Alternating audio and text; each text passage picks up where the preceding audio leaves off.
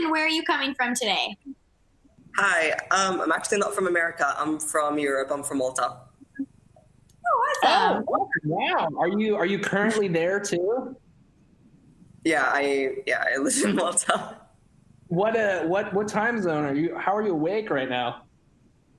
I'm running on an energy drink, honestly. It's You're nearly just 3 throwing a.m. back It's nearly time. 3 a.m. 5 hour Man, energy. Pretty quick. well, thanks for waking up. What's your question for Jeremy? I've got two questions, if that's okay. All right. Yes. My first one is, how did you get into the voice acting career? How to get a voice acting career?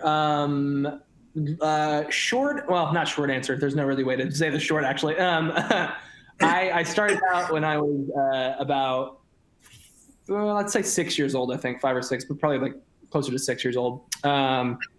In Los Angeles, my brother Zach actually wanted to do acting, and so he kind of went to my dad and was like, "Hey, I want to do acting." And my dad was like, "Oh, okay. I don't know how to do that." So he took him into like a commercial agent, and or I guess it was theatrical, but he took him into an agent. And they met with the agent, kind of talked and stuff, and then they left. You know, the meeting was over. And I kind of thought that was kind of the end of it, more or less. But beyond that, my dad had no idea what to do. But he tried. He wanted to, encourage Zach's dream. And so then on their way back home, the agent called my dad and was like, "Hey, I want you to bring Zach for this audition."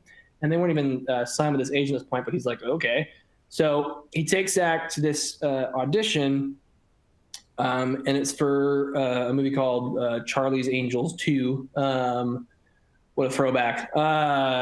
And Zach actually, super throwback. Zach booked the role, is like the young creepy thin man, so like a young Crispin Glover.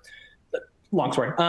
But he booked the role, and so I kind of saw that, and I was like, "Whoa, that's awesome!" Like you go on auditions and you get jobs. That's so cool. So then I wanted to start acting naturally, and I also, we changed agents multiple times throughout the years, but started acting and working my way up, and found out very quickly that it's not just you get everything you go out on. Obviously, it's like 100 or more, and you might get one. So then I just started working my way up, and the agency I was with had a voiceover department, and they started sending me out on like radio commercials, and I did some like voice acting classes, and started just auditioning as much as possible, and I got like a few little guest star things here and there, and really I just kind of at that point with the agency just kind of worked my way up, with just doing jobs slowly but surely throughout the years.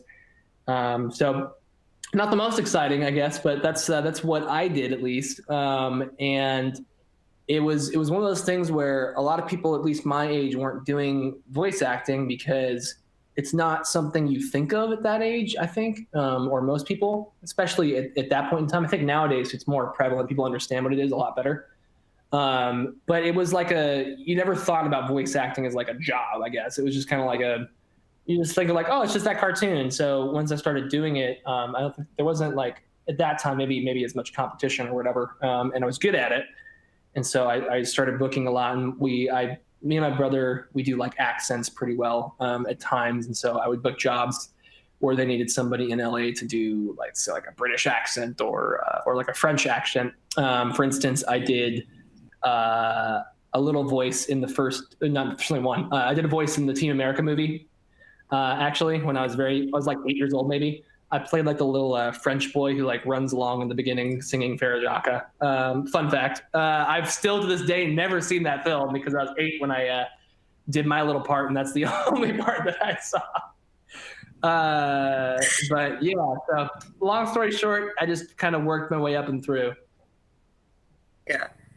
My second question was, you go to a lot of conventions throughout the US. I was wondering maybe if you'd expand to like other areas like Paris or London or such like that, because me and a lot of other fans would just love to see you, to be honest.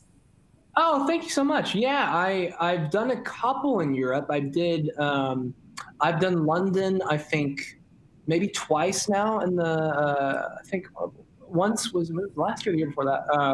I've done London a couple times. I've done Scotland, I think, once.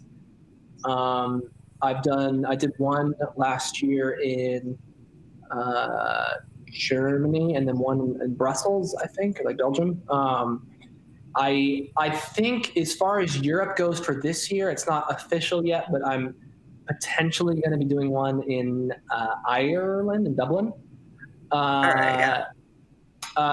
That one, it's not official yet, but we're talking to the people right now. So it's a good chance that I'll be going to Dublin. And if that happens, it'll be in June, so over the summer. So off the top of my head, that's the only European stop that I have planned for this year. And I think I might be doing, this is nowhere near you, but I might be doing Australia either next year or maybe late this year. But I might be doing Dublin, Ireland. So keep a lookout for that if it's somewhere that's anywhere close to you. I'll try my best. All right, sounds good. Thank you.